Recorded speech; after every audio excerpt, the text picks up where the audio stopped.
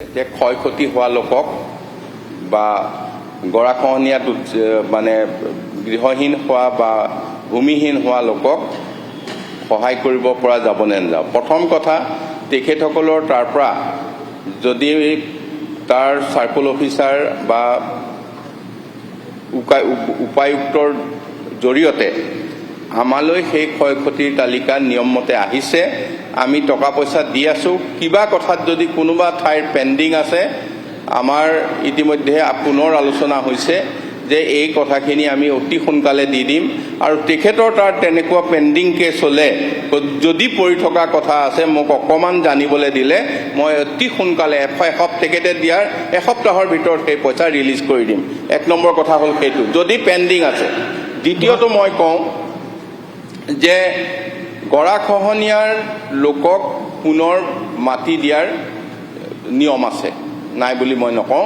যে যদি গৃহহীন হয় নিয়ম আছে, গতিকে যদি তেনেকুৱা গৃহহীন হৈছে তেনে লোকে আবেদন কৰিলে চৰকাৰী মাটিত তেখেতসকলক লেণ্ডলেছ নিয়ম মতে দিয়াৰ সা সুবিধা থাকিব। জাকিৰ হুছেইন চিকদাৰ।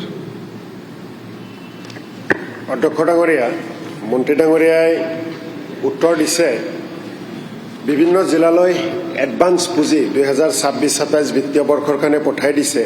আৰু তেওঁ স্পষ্টভাৱে গাইডলাইনখিনিও ইয়াতে দি দিছে। জিআৰৰ ক্ষেত্ৰত এছগ্ৰেডিয়া, এছডিৰে, পেটি, মাইনৰ ৱৰ্কছ এইবিলাকৰ ক্ষেত্ৰত দিছে।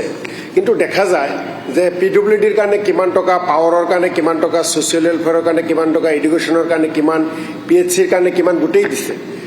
মোৰ প্ৰশ্ন হ'ল যে জিলাসমূহত এনেকুৱা টকা থকাৰ পিছতো সন্মানীয় আন বিধায়কসকলেও ক'ব, সাধাৰণতে জিলা প্ৰশাসনে টকা নাই বুলি সততে কয়।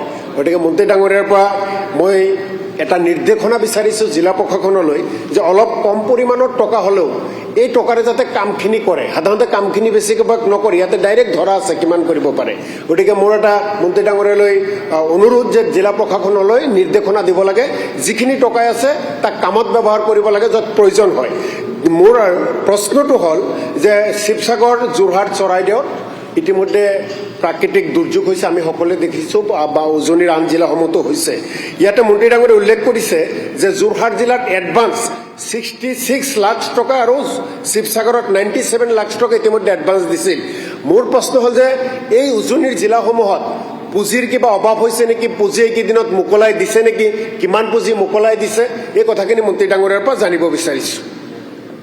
মাননীয় অধ্যক্ষ মহোদয়, মোৰ মনত থকা মতে মই কৈ গৈছোঁ, যোৰহাট জিলাত বোধকৰোঁ 66 লাখ আছিল। তাৰ আজি দুদিন আগত আমি তাত থাকোঁতেই আৰু 1 কোটি টকা অতিৰিক্তভাৱে মোকলাই দিয়া হৈছে। আৰু এই মুহূৰ্তত আমি সদনৰ মজিয়াৰ পৰা পোনপটীয়া সম্প্ৰচাৰ দৰ্শকসকলক দেখুৱালোঁ।